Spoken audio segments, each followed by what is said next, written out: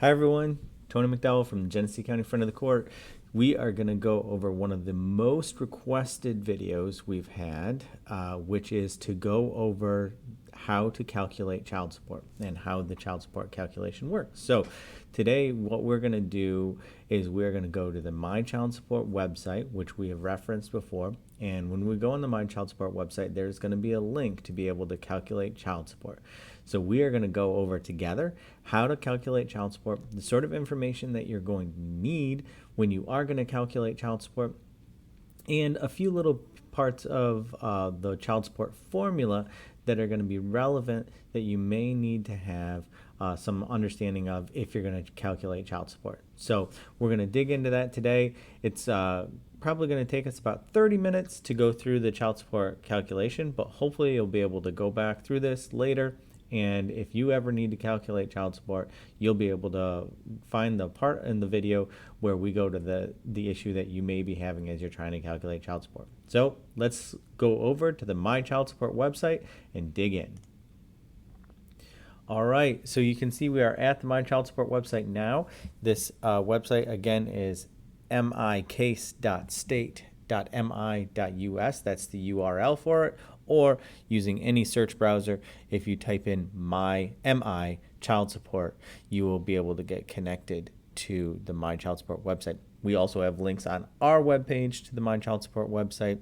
If you're on the Genesee County Front of the Courts website, you can get there that way as well. Okay, so we have done a video where we go through all of the other features. So if you want to know some of the other features of the MiChildSupport website, go check that one out. And you'll be able to learn a lot more about what MiChildSupport can offer you. But today we're digging into calculating child support. So I'm going to click on that link right now. And it's going to open up a new window here for us to the MiChildSupport calculator.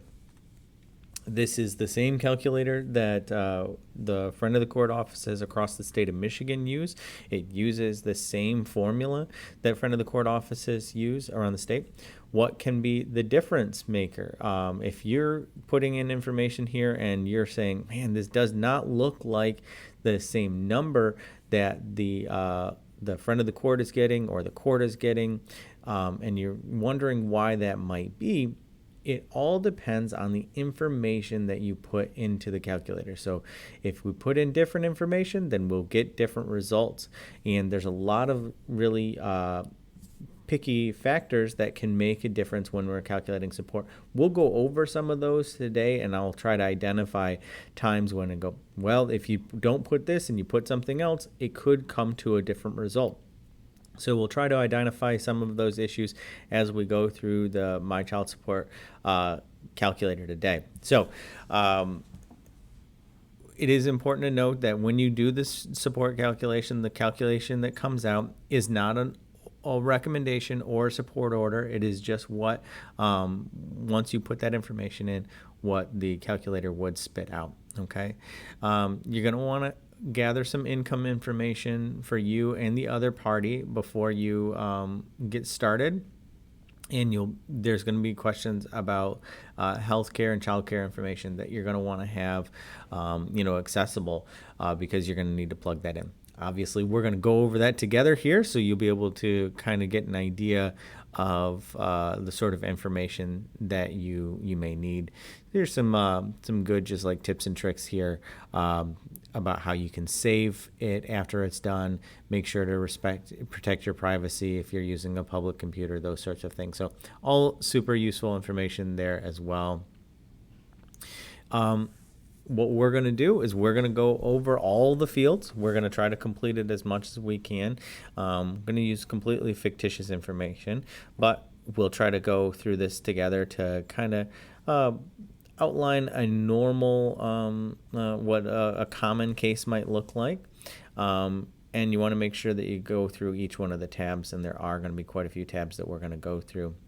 One of the most important things, I think, is down here at the bottom is a link to the MiChildSupport formula, okay, and information about Michigan labor market information and state of Michigan employee travel rates and occupational handbook. Why would you need those things? So you're going to need those things because you're going to need the child support formula, because there's going to be points where it's going to say income, and you're going to need to know whether that thing that you're thinking of is income or not. And so it's going to be really useful to have my child support formula up. In fact, I'm going to click it now, and we'll keep that tab up because it's going to be really useful. We are now onto the 2021 Michigan Child Support Formula. As you can see, it is updated every 4 years. It's updated for changes in cost of living and changes in the law, usually.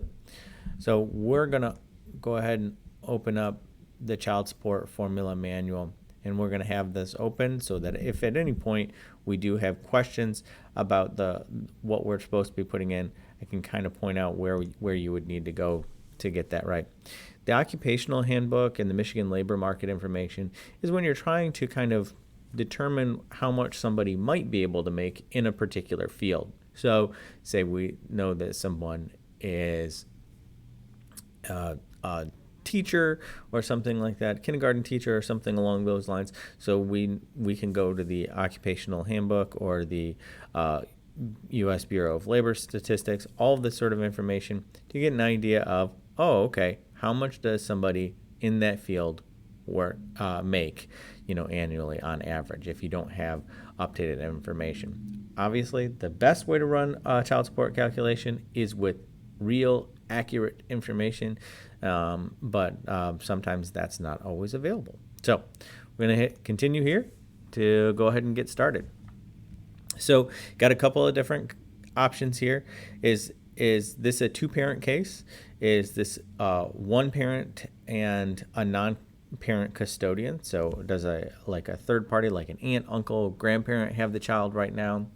Or is it two parents and a non-parent custodian? So basically that, are both parents going to be paying a third party, or is one parent going to be paying a third party, or is it the two parents? The two parents is obviously the more common scenario. You'll notice that there's little help icons along the way. Just for the sake of discussion, I'm in the benefit of seeing how this works. I'm going to click on one of those. Okay. And so you can kind of see that it's going to give you little hints as you go along. So if you've got questions about one of the fields and you're not sure why that information is being asked for, then you can click on it and get an idea about why it's asking that. So names aren't required but are highly recommended. A person's name may be used to identify the page you're currently on, identify errors, those sorts of things. So we'll fill it out with names because it is much easier to know what's going on. Okay, so we're going to go with John Doe and Jane Smith. Okay, parent A and parent B. And right here, you can select the number of children that are on between these two parties. And again, I'll hit the icon here. And so this is for children between the two parties. There is a place somewhere else in the formula where we will identify other children that either parent is supporting, but this isn't the place for this. So this is how many children are shared between the members of this group. So between Jane and John here. We don't include step-parents. We don't include stepchildren, but we would include adopted children. And if there are 5 or more children, then it kind of categorizes that into a 5+ type of situation. And you can see that here. 5 children, it only goes up to 5 children, and the formula treats families with 5 or more children differently.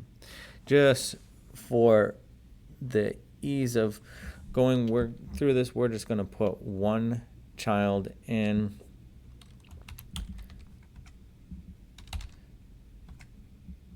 Okay, and right here you're going to put in the date of birth, and you can see yet again there's another icon here. So it says it's not required but highly recommended. And there's going to be a couple of reasons, because date of birth is going to be relevant for how long support should go, because support in the state of Michigan can go until 18 or 19 and a half. So we're going to need to know an end date for when the support is going to end. It's also when childcare ends, okay, is also relevant for date of birth. So you can see how long childcare expenses can be included in with child support amounts. And so if you're like, whoa, I want to know more about that, I want to know more about childcare reimbursement, I can click on that, and it's going to take me right to that portion of the formula where it asks, or it has information about childcare costs. And right here, you can see that childcare continues until August 31st following the child's 12th birthday, and unless otherwise stated in the order, the total childcare reduces by the child's pro rata share upon that date. Pro rata meaning if there were multiple children, and they then just that one child's childcare expenses would drop off after the August 31st of their 12th birthday. Okay, so again, pretty easy to be able to get to the parts of the formula that you need if you've got questions. So we're going to go ahead and put in a date of birth for Jimmy Doe here. Okay, we're going to select the tax year that we're in, and again, there's an icon here. Usually you want the current year. Sometimes you're going back further, and that may be a reason to do that. And then here you're going to put in your court case number. Your court case number is going to be the number that you have on your documents that starts with a year. So, for example, it'll be something like this: 2020, 911, 123, DP, or DM, or DC, or DS. It's going to be one of those types of, and that's kind of what it will look like, something along those lines. And again, these are all fake numbers. So you're going to pick your county here, Genesee County. And then this would be a little description that may be helpful for you to remember what this was. So maybe this is the first calculation for Jimmy. Okay, just some way for you to be able to remember what that was when you went back. If you were trying to run support several different ways, then you would be able to say, put that information here, because maybe you want to run it with last year's income, and then maybe you're going to run one later which has this year's income. Some way for you to remember what it is that you're doing here, and why you're putting that information in. Okay, so we're gonna kind of jump into the children information for John Doe. Okay, so it's putting it right up here on the top. Okay, and you'll notice that now we're getting into, there are going to be required fields to be able to make sure that we're putting that information in. It's going to be necessary for us to be able to get a calculation. So how many overnights does Jimmy spend with John in a year? Okay, and so the first place you're going to want to go is if you have a child support or if you have a parenting time order. You want to go there first to look at that information. And again, if you're not sure, you can go here and it'll say, how many overnights. If parents share equal custody, 182.5 overnights may be appropriate. And if you're not sure about what to do, you can click here. Oh, and it's going to take you to the child support formula, okay? And then it's going to help you understand how the parenting time offset works, which is all this parenting time offset information here. And this is basically going over how the formula works, and you can see there's an actual formula right here, and how the parenting time offset works. So if you want to go through exactly how parenting time offset works, then you'll be able to do that. So if you guys have agreed on so this is where you can kind of say how many overnights to put in here. Absent any new information, presume the same approximate number that was used in determining the most recent support order. So if there's been no change since the last support order, you can just use what was in the last uniform child support order. If there's been a change, or if there's been no prior determination, and there's been no change, then you should look at the custody and parenting time order, and then you credit a parent for overnights that they actually spend with that parent, including those exercised outside of the terms of the currently effective order. So if you're normally it's alternate weekends, but it's sort of turned into an every weekend sort of thing, then you could identify that, yep, this is what it actually is it's every weekend. If the parties agree on what they want to put in for these numbers, they can also do that as well. So let's go back here, and let's say that we are looking at a situation where it's 120 overnights are spent with Jimmy each year. And if you are running this calculation and you want to run it multiple ways, remember on that last page we were able to identify it. So you might say, I want to run it with Jimmy having 120 overnights. And then I want to run it with John having 120 nights with Jimmy. And then I want to run it with John having 182.5 overnights with Jimmy. And you'll be able to run it multiple different ways, and you'll be able to see the impact that has each time you run it, right? And so you can see the difference that overnights might have, or you can plug in different income information and see what different income information is, what difference that's going to make. So you may remember that on the last page I said that Jimmy was born on January 1st, 2020. So the system has already figured out that the end of the month after 18 years would be 1/31/2038. Now, right here we get into post-majority support. So post-majority support is support that goes beyond the age of 18. In Michigan, child support can go beyond the age of 18 if the child is residing with a parent full-time and attending school full-time with an anticipation of graduating from high school. And so you can select how you want this to apply. Maybe you're going to say, nope, child support's only going to go till 18, and that's it, and that's what we agree to. You may say, I want there to be post-majority support, and I know the graduation date. Or you could say, I want child post-majority support to apply, and I don't know the graduation date, and I want to estimate the graduation date. Considering that Jimmy is 2 years old, we probably don't know the graduation date yet, because Jimmy probably hasn't started school yet. So right here you could say, okay, Jimmy's not in school, and in our community, graduation is in May or June. You can pick which one it is. And then the calculator is then going to identify when it thinks that post-majority support should end.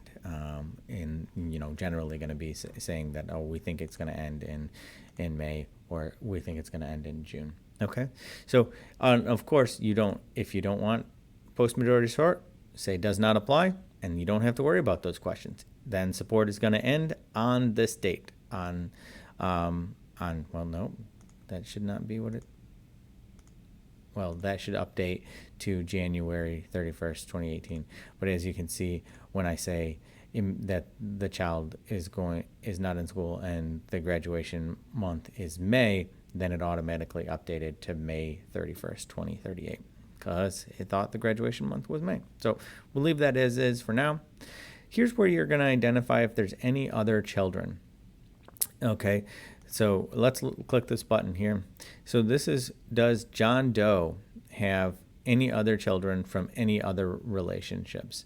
It could be biological or adopted children, and this should not be stepchildren. Okay, so, and then again, you can click here to the formula, to these sections of the formula to be able to get more information there. But let's just say that John has one other child that he cares for, but that is not with Jane. And then we can identify that there, and the formula will, and the calculator will give credit, not dollar for dollar credit or anything, but it will give an adjustment for the additional minor children from other relationships. The logic here being that John is taking care of other kids, and we want to make sure that that's reflected when we look at his responsibility or obligations as it relates to Jimmy. All right, now we're on to financial information for John Doe. Right here, you can see that there are a lot of different types of income that you can identify. And sometimes somebody might have multiple different types of income. They may be self-employed or 1099. They could be receiving Social Security or veterans benefits or some other type of program.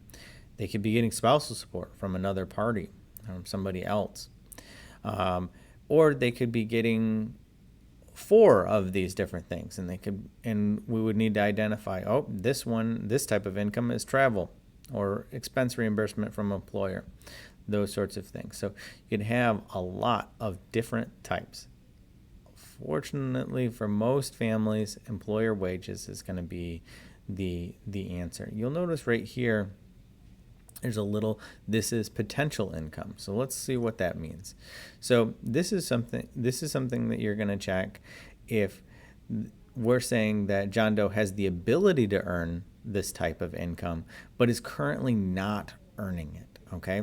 So this is, again, something that the formula factors in, is that sometimes somebody might not be earning that type of wage, but they have the ability to earn that type of wage. And so we would then check this box for potential income if that was the case. Where would you get potential income information? Well, let's scroll on all the way down to the bottom here, and you can see this occupational handbook and the Michigan labor market information, where you might be able to get information from one of these about the type of potential income someone could make doing this type of job. So when would you use that?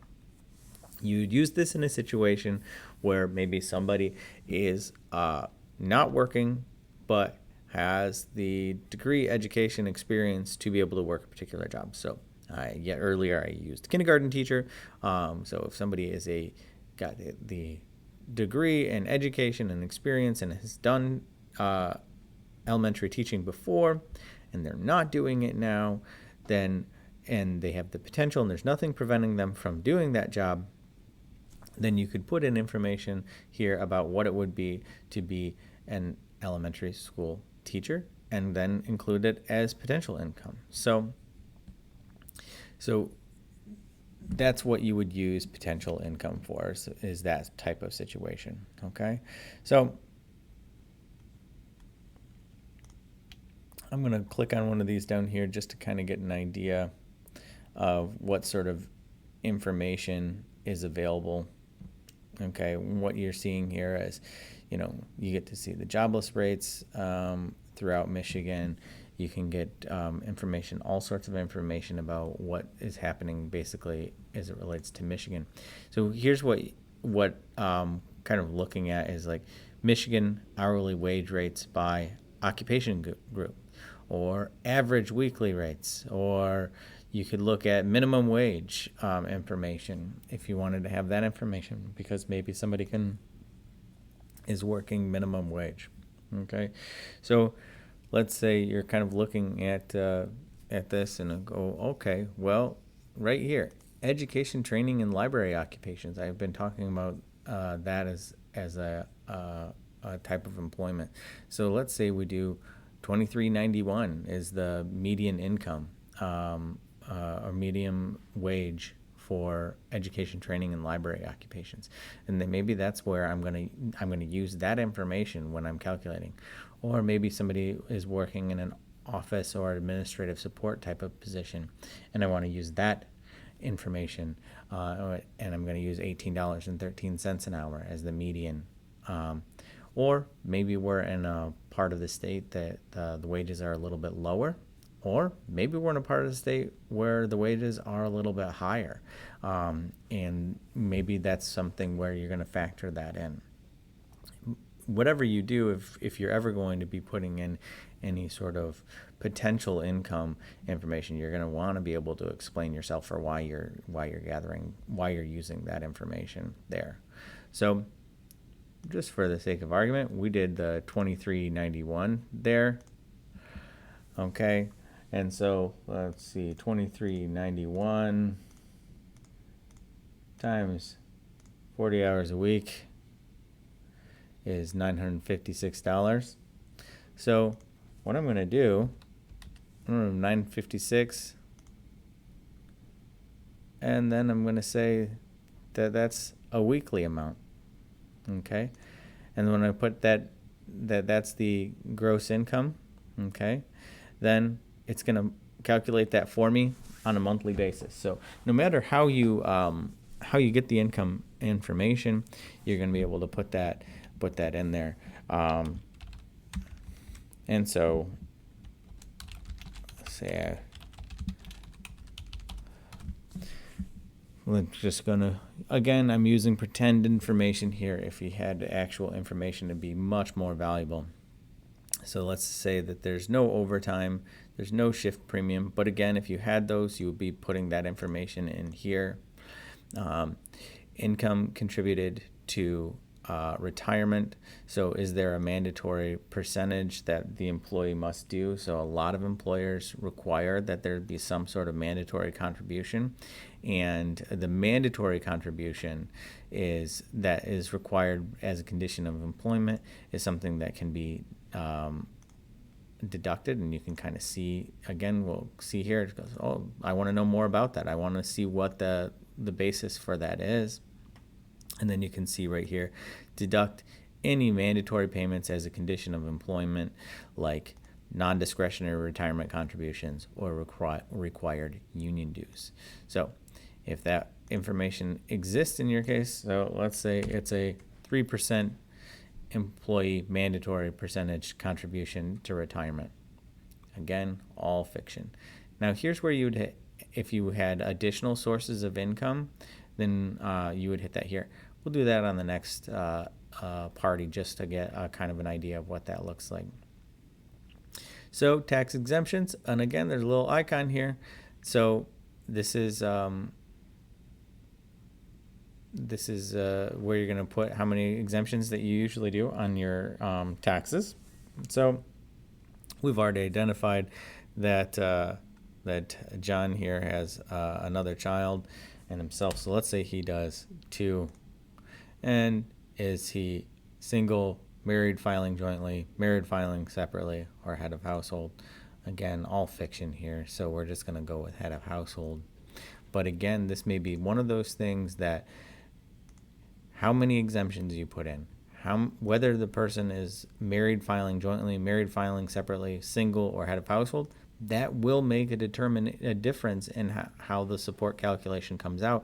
So you may want to run that multiple different ways to see what the impact might be. Child tax credit, children claimed every year for John Doe. So let's say he doesn't claim Jimmy, but he claims his other child. And let's say that actually Jimmy, they alternate each year. And John claims that Jimmy one year, and then Jane claims Jimmy the next year. Then this is where you'd put claimed alternating years. A pretty common situation when families have kind of a split custody situation, that they will alternate tax credits, or tax exemptions. So it could be that's what's going on here, and that's where you would identify that. If you've got a city tax situation, You can put that here, city of residence, Flint, Michigan, and then there's going to be city taxes that will be taken into account. We've already identified that he works in Flint, and right in here, if you know the tax amounts, you can enter them, and if you don't know, then they will estimate the monthly taxes. We don't know them, so we're going to let that be an estimate. And then it already calculated the estimate for monthly taxes for John Doe. It also is factored in the employee mandatory retirement contribution. If you had additional deductions, you'd be able to put those in here as well. And so here are some of the other deductions that you might have that you could put in here. So if there's reimbursements, other mandatory withholdings, life insurance where the child is a beneficiary, required union dues, or spouse support paid to another party. So we're going to say we don't have any additional deductions, so we're going to move on. All right, going to continue here. Okay, now we're at child care expenses. Okay, who has child care expenses in this scenario, and what are those child care expenses? Child care is one of the things that is going to be included in a support calculation, so it's important to be able to make sure that that information is addressed whenever calculating child support. So if there's child care expenses that John is paying, we'll get to Jane in a minute. If there's child care expenses that John is paying, then we need to include that information in here. We'll keep moving through on this one and assume that John does not have child care expenses, so that we can address that later when we get to Jane. And what about medical information? So again, this is something that you're going to want to have available, is like the cost of health care insurance. So let's say that, and again, here's a little icon here. So enter the amount paid by John Doe for their health care insurance premium and how frequently that happens. So let's say that John has health care through his employer, and there is a cost associated to having that health care coverage. So let's just say, for the sake of argument, just for being able to put a number in here, that it's $100 a month for health insurance premiums. And right here would be to say whether that was provided by a spouse or another household member. So this is an interesting part of the formula, that if you are married and your spouse is your new spouse is the one who provides health insurance, and that's being covered, that can be factored into the calculation. However, income of a new spouse cannot be factored into the calculation. You'll notice when we did the income information, there was nothing there about a new spouse's income. So, but you can include if the health care insurance provided by a spouse or another household member. In this situation, we're saying, nope, this is $100 a month that John pays through his employer. Okay, so, and we're going to say that he covers Jimmy on that health insurance. He covers another minor child on this insurance, and he covers himself. Okay, this is going to be important because it's going to split the cost out. For the cost of the health care, premiums are going to be divided amongst the children and himself, so that we can figure out how much the cost that should be attributed to Jimmy for Jane's, the calculation between John and Jane here. If you have additional out-of-pocket medical expenses, you'll be able to put those here. So orthodontia, special medical needs, asthma, ongoing treatments, those sorts of things. So if they can be predicted in advance and that they are unusual medical expenses, then you would be able to identify those. So again, kind of an unusual situation, but a place to identify that. If you've got large costs that come up, this is the place to address them. Is healthcare coverage accessible to the children and available at a reasonable cost for John Doe? So we're going to say the answer is yes here. But right here, you can determine what is considered a reasonable cost is when the children's portion of the premiums, and again, really important here, children's portion of the premiums, not the entire cost of the premiums, are 6% or less of the parent's gross income. Okay, what the goal here is to determine which of the parents should be the one who is obligated to provide health insurance. If it's available to the children and it's available at a reasonable cost, then that's usually going to be the parent that we're going to select, that the court is going to select to be the one who's going to provide the healthcare cost. So the health insurance, I'm sorry, not healthcare cost, the health insurance. Who's going to be ordered to provide health insurance? The parent who has insurance available at a reasonable cost and it's accessible to the children.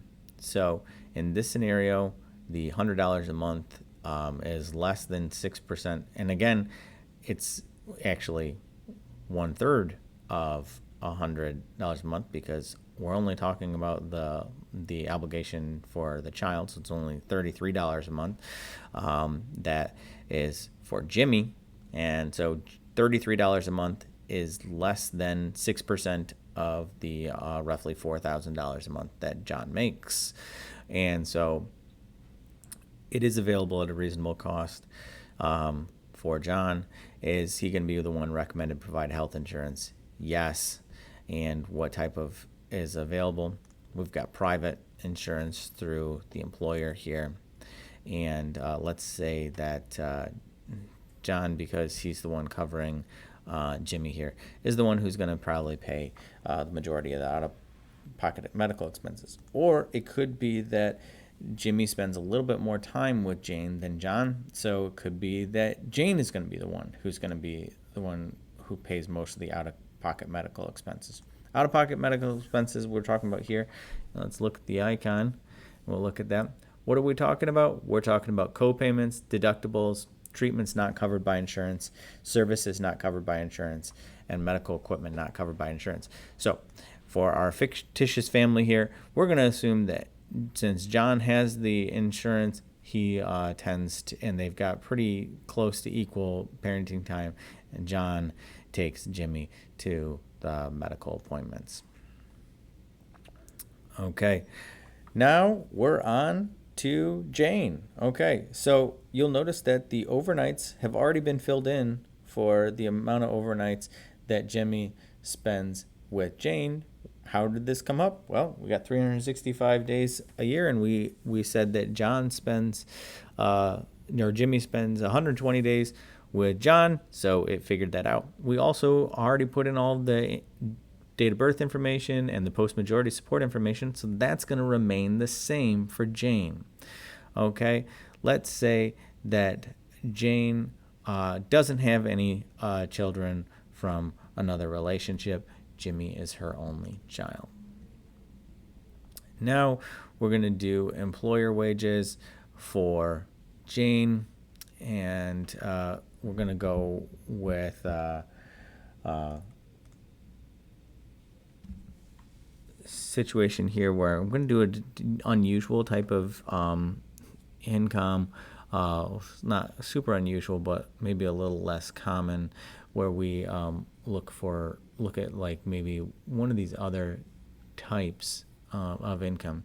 So let's say one of the more common types of income that we see is Social Security, RSDI, veterans benefit, that sort of thing. If you did, that would be one of the more common ones that comes up. Maybe you got unemployment, where somebody's receiving unemployment for a minute. That sort of information might be common as well.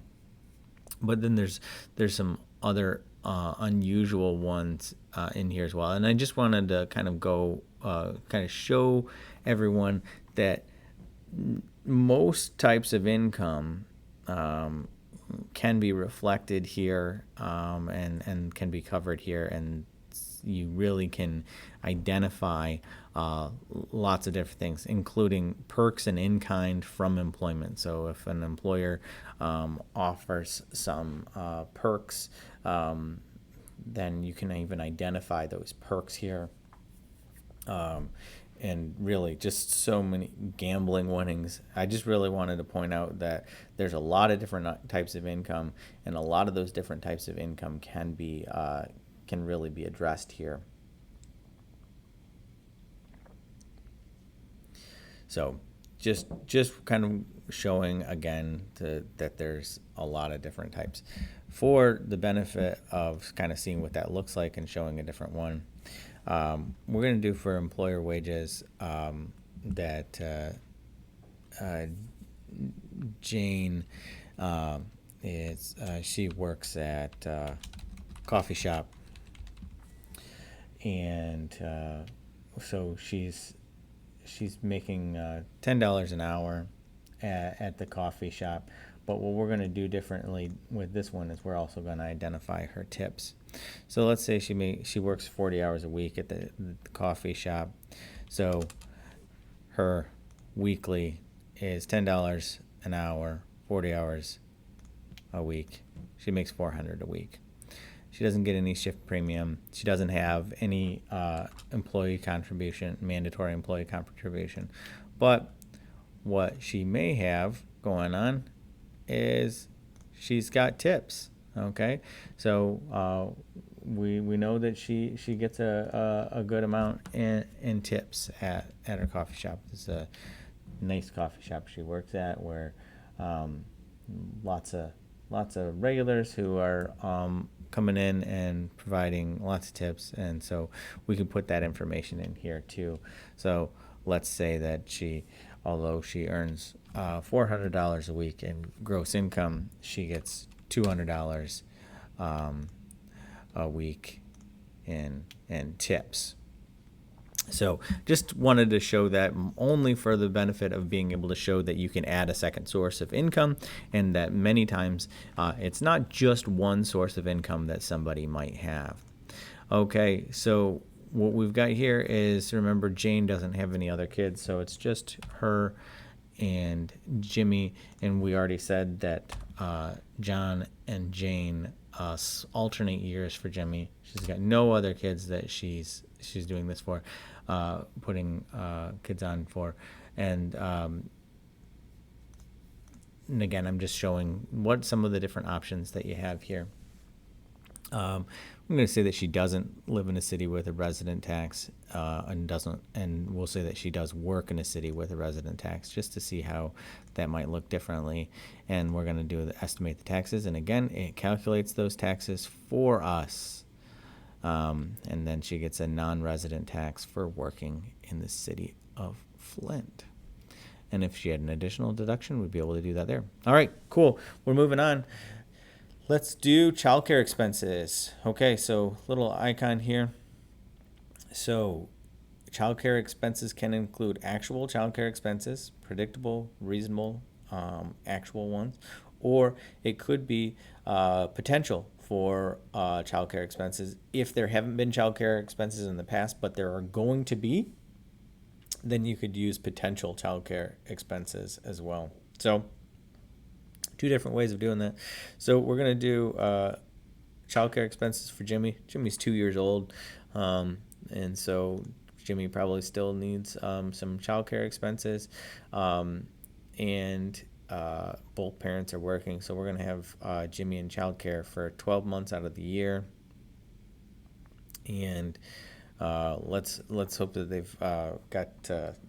And one of the things that often comes up on childcare expenses is, well, what if it's a family member? What if it's not a daycare? That's okay, as long as there's actual expenses there, that can be factored in. But there would need to be some sort of documentation outlining what those expenses are, and something from the person who's providing that childcare expense for what it's going to be. So let's say that we've got childcare expenses of $400 a month, and again, I'm just using fictitious numbers here. Hopefully they've got a great deal on some child care expenses there at $400 a month. If there's any child tax credits, subsidies, or reimbursements that are coming in, are happening, then we would want to put that here. So this is something that they're going to estimate this, the child and dependent care tax credit automatically. You can hit this if you want to override that. We're just going to let it do its thing. And we're going to leave the reimbursement end date as the, remember we said that it's going to be the last day in August after the child turns 12. So we're going to leave that. If we didn't want to leave that, we could override it and say, nope, Jimmy's only going to have child care until Jimmy goes to kindergarten. So say Jimmy's going to go to kindergarten when he is 5. He was born in 2020. So Jimmy's going to only have child care until 09/01/2025. Okay? So there's only going to be child care until then. There's not going to be child care after that. And so you could put in your own date for that. So you're not stuck with that age 12 if that's not what the situation's going to be. The other thing, though, as it relates to that, is child support can be changed anytime there's a change in circumstances before the child turns 18 years old. So if childcare is going to change, childcare costs goes up, goes down, all those sorts of things, you can petition the court to have that changed, or you can request a review and modification through the friend of the court for free, and we will review that case and run a new calculation for you. So as it can be helpful to try to guess what's going to happen into the future, but it can also be useful to just request that the friend of the court or the court review your case at some point down the road so that you don't have to kind of guess about what's going to happen, because maybe Jimmy is still going to need childcare during the summers or something along those lines. So there's still going to be some cost as it relates to childcare. So maybe you don't want it to end when he goes to kindergarten. So just another option to remind yourself that you don't have to figure out everything all at once. Child support can be changed as circumstances changed. So let's say that Jane doesn't have health care costs. She's not putting Jimmy on the health care because she doesn't have any. She has no additional minor children, and she's not providing health care for herself. Okay, so is healthcare coverage accessible and available at a reasonable cost for Jane? No, because she doesn't have it available. Let's say it's because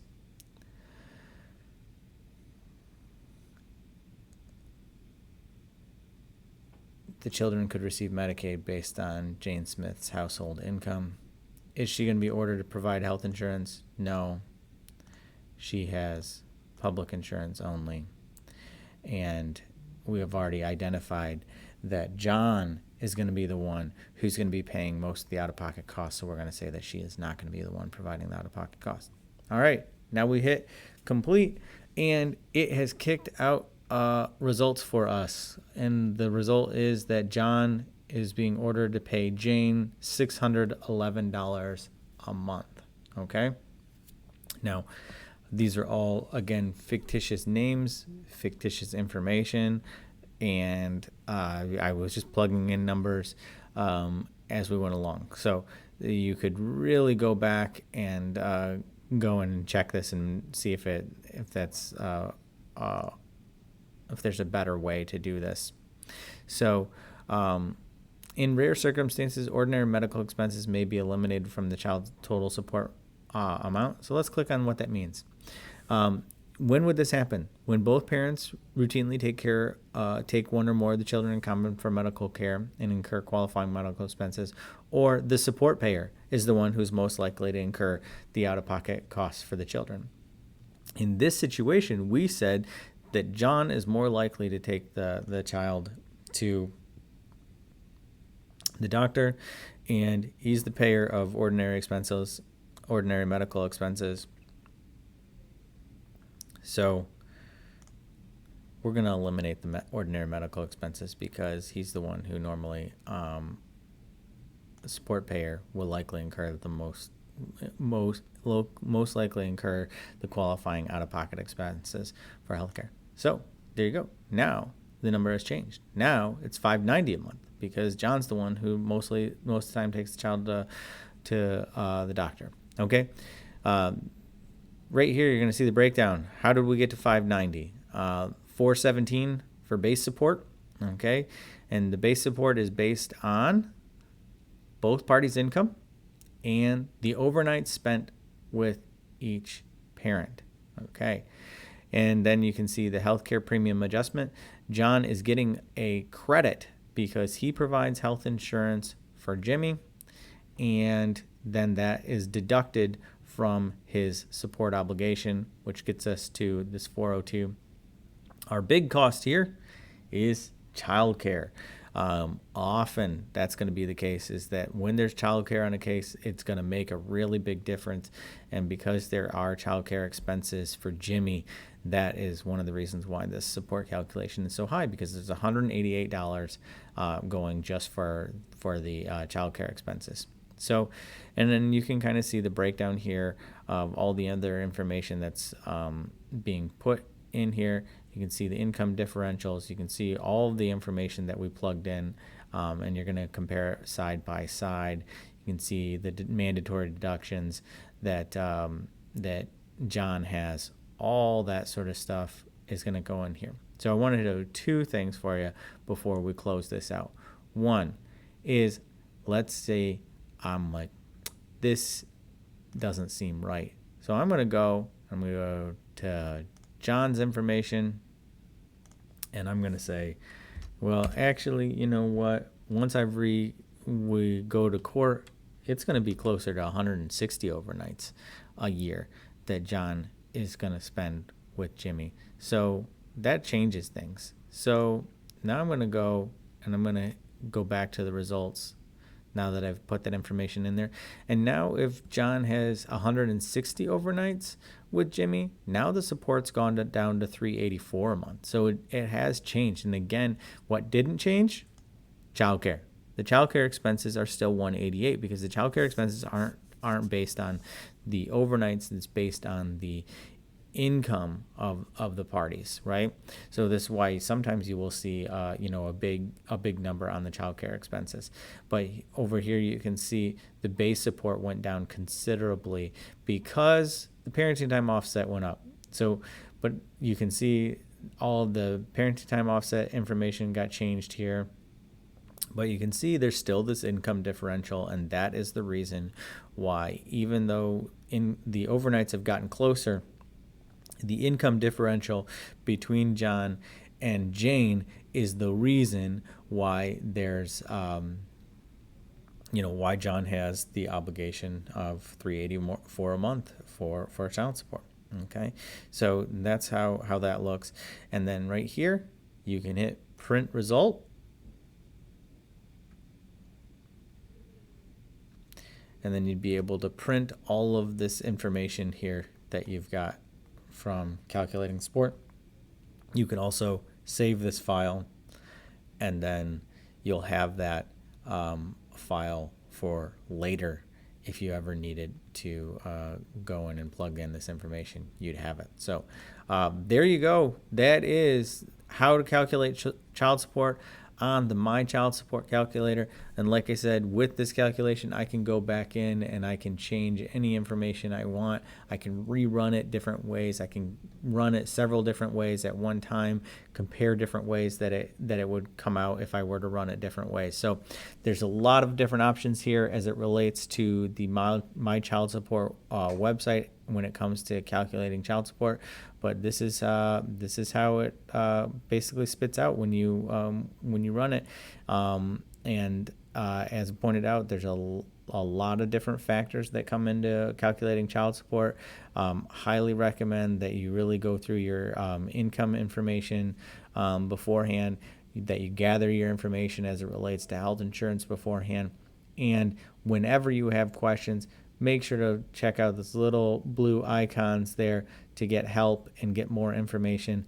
And if you're not sure what to do, you can always go to the Michigan Child Support formula if you have any questions about how you're supposed to calculate support.